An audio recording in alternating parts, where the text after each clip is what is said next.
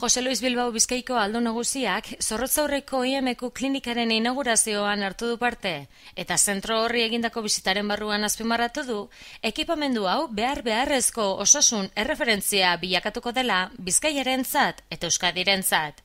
Aldo nagusiak esan duen bezala, arlo ekonomikoan une zailak bizi ditugun arren behar, zailtasun eta egoera delikatuekin, hau da zulotik ateratzeko gakoetariko bat, publiko eta pribatuaren arteko paktu irmoa da.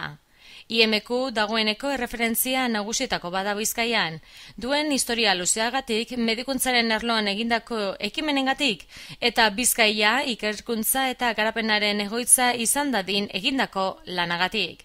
IMQk Zorrotzaurren egin duen inbertsioa besteak beste, Bizkaiarentzat etorkizun hobeagoa eraikitzeko eredu bilakatu da, Jose Luis Bilbaoren ustez. Bizkaian etorkizun hobea eraikitzeko adibidea da, publikoa eta pribatua elkarrekin batera joan daitezkeela adierazten duen beste adibide bat, helburu komun bat baldin badago. Eta herri hau aurrera aterako dugu, kostata bai, baina aurrera aterako dugu adierazi du Bizkaiko aldo nagusiak.